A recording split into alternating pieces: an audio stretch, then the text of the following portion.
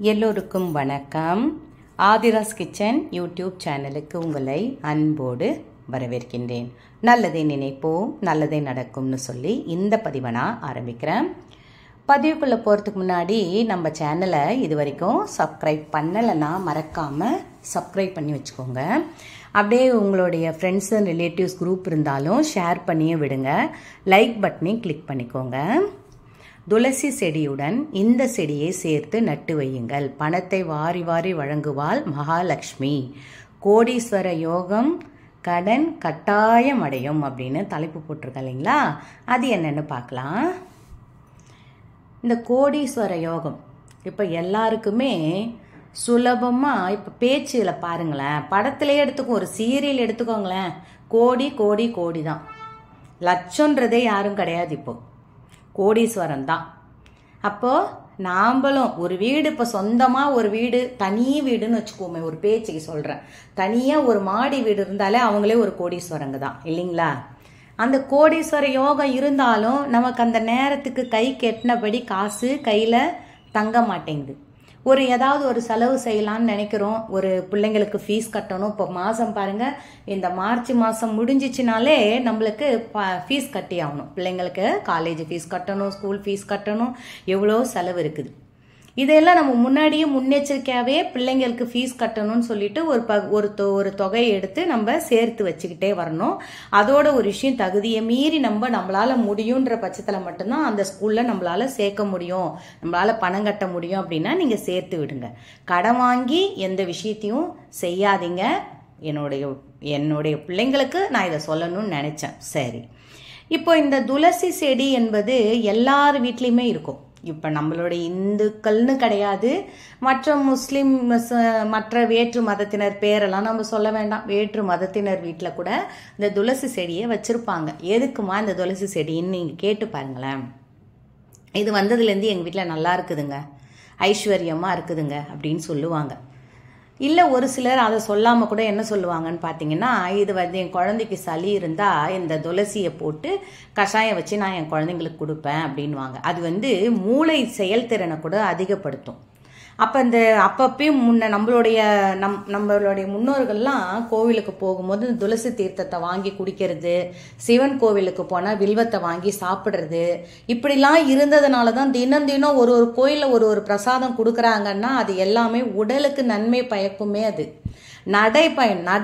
நடப்பாங்க பாருங்க. அந்த கோயிலை சுற்றி அவ்வளோ பெரிய கோவில், பெரிய பெரிய கோவில்லாம் கட்டியிருக்கிறாங்க. அந்த காலத்தில் நடப்பயிற்சி வேணுன்றதுக்காகவே கோயிலை வலம் வர்றது, 3 முறை வலம் வர்றதாலே போதும், நம்மளுக்கு உண்டான அந்த உடற்பயிற்சி எல்லாமே அதில் நம்மளுக்கு கிடைச்சிடும்.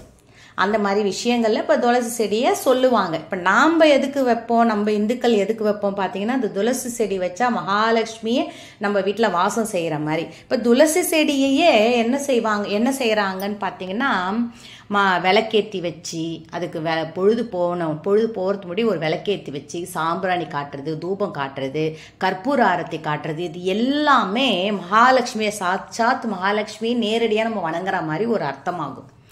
இந்த செடிமா நான் துளசி செடி வச்சிருக்கிறேன், நீங்கள் சொல்கிறது கரெக்டு, அது கூட என்னம்மா வேற என்ன செடி வைக்கணும் அப்படின்னு பார்த்தீங்கன்னா, எல்லாரும் இந்த செடி தானா இவ்வளோ ஈஸியான செடியா நீங்கள் நினைப்பீங்க. அது என்னன்னு பார்த்தீங்கன்னா, தொட்டா சினிங்கின்னு சொல்லுவோம் இல்லைங்களா? அந்த தொட்டா சினிங்கி செடியை இது வந்து எங்கம்மா கிடைக்கும்? இப்போ நம்மளுக்கு டவுன் பக்கம் இருக்கிறவங்களுக்கு அந்த தொட்டா சினிங்கி செடி கிடைக்கிறது கஷ்டம். ஆனால் அது கிராமங்களில் பாருங்களேன், நிறைய வீட்டு ஓரத்தில் நிறைய தொட்டா சினிங்கி பசங்கள்லாம் நம்ம சினிமாவில் பார்த்துருக்கோம், நேரடியாக எந்த குழந்தைங்க செஞ்சு நம்ம பார்த்ததில்ல. நம்ம ஏதாவது ஒரு வேண்டுதலை வச்சுட்டு இந்த செடியை தொடுடா அது நம்மளுக்கு நடக்கும் அப்படின்னு சொல்லுவாங்க. அது 100% உண்மை. நீங்கள் கால நேரத்தில் அது மூடிதான் இருக்கும், ஆனாலும் உங்களுடைய வேண்டுதல் முள்ளுலாம் இருக்கும். அந்த முள்ளில் நம்ம சேலைங்களாக இருந்தால் கூட அதில் படும். அதில் படாதவாறு நம்ம கையால் அப்படியே குவிச்சுக்கிட்டு அந்த தொட்டாசி நீங்கள் செடியை இப்படி அணைச்ச மாதிரி வச்சுக்கிட்டு நீங்கள் என்ன ஒரு வேண்டுதல் சொல்கிறீங்களோ அது அப்படியே உள்வாங்கிக்குங்க.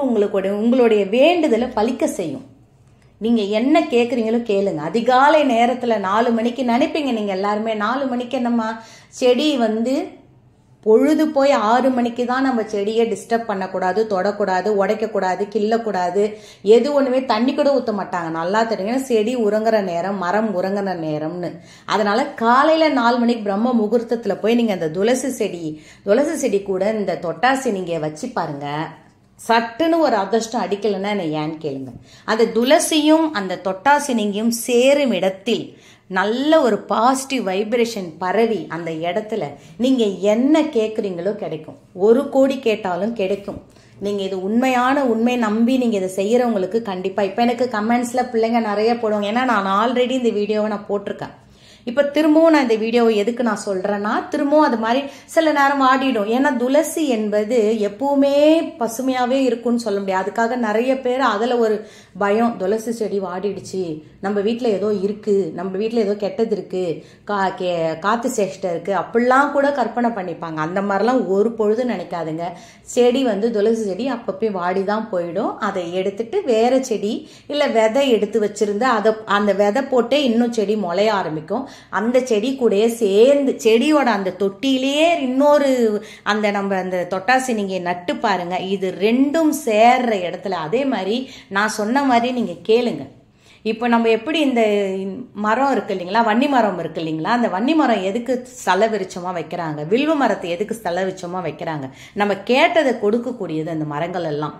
செல்வ வளம் மிக்கது இந்த வன்னி மரம், செல்வ வளம் மிக்கது இந்த வில்வ மரம். அதே மாதிரி வில்வ இலைகள் உங்க அந்த கோவில்ல போறீங்கன்னா, ஆனா சிவன் கோவில்ல இருந்து ஒரு விபூதி கூட நான்லாம் எடுத்துட்டு வர யோசிப்பேன்ப்பா. ஏன்னா சிவன் சொத்து குலநாசன்றது எதை வேணாலும் இருக்கட்டும், எதுவா வேணாலும் இருக்கட்டும், வேண்டாம் அப்படின்னு சொல்லிட்டு அங்கேயே இட்டுன்னு கையிலெல்லாம் நல்லா பூசிக்கிட்டு வந்துருவான் நான் விபூதியை. பிள்ளைங்களை கூட எடுத்துட்டு வரணும்னு நினைக்க மாட்டேன். எனக்கு அந்த ஒரு பயம். அதனால வில்வ இலையை அங்க இருக்கிற குருக்கள்கிட்ட கேட்டு, அந்த வில்வ இலை கீழே கிடக்குதுன்னு வச்சுக்கோங்களேன், அதை எடுக்கலாம், தப்பு கிடையாது.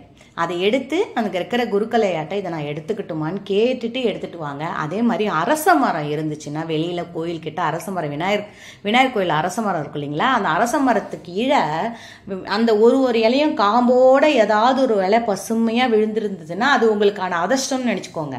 அதை எடுத்து உங்களுடைய பணம் வைக்கிற பையில வச்சுக்கிட்டு வாங்க. அந்த மாதிரி அரச இலைகள் எப்பவுமே விநாயகர் அப்படியே நம்மளுக்கு தத்ரூபமா வரைஞ்ச மாதிரி ஒரு விநாயகரோட முகம் இல்லைங்களா, அது அந்த மாதிரி இருக்கும். அதே மாதிரி வன்னி மரம் இருக்குது.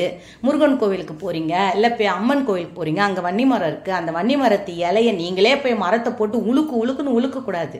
மரத்தோட இலை அதுவா கீழே பூமி மாதால, பூமி தாய் தான் அவங்க, அது மேல விழுந்திருக்கும். அதை எடுத்து நம்ம பேக்ல வச்சுக்கிட்டு வரலாமே தவிர மரத்தை உடைச்சி அதுல இருந்து செடி எடுத்தாதான் நல்லது நடக்கும் ஒரு பொழுது அந்த மாதிரிலாம் செய்யவே செய்யாதீங்க. இந்த தொட்டாசினிங்கி செடி ரோஸ் கலர் பூ இருக்கு. இப்போ நிறைய பேர் நினைப்பீங்க என்னம்மா இதெல்லாம் நடக்கிற ஓரத்தில் மன தெரியறது இல்லை யாருக்கும். இது அந்த செடி நம்ம சித்தர்களுடைய மூலிகை செடிகளுள் ஒன்று. இந்த துளசி கூட இதை வைக்கும் பொழுது பல நன்மைகள் நம்ம வீட்டுக்கு நடக்கும். நீங்க இதை வச்சு பாருங்க, நல்லதே நடக்கும். வாழ்க வளத்துடன், வெற்றி நிச்சயம்னு சொல்லி இந்த பதிவை நான் நிறைவு செய்கிறேன். இன்னொரு பதிவோடு உங்களை நான் மீட் பண்றேன்.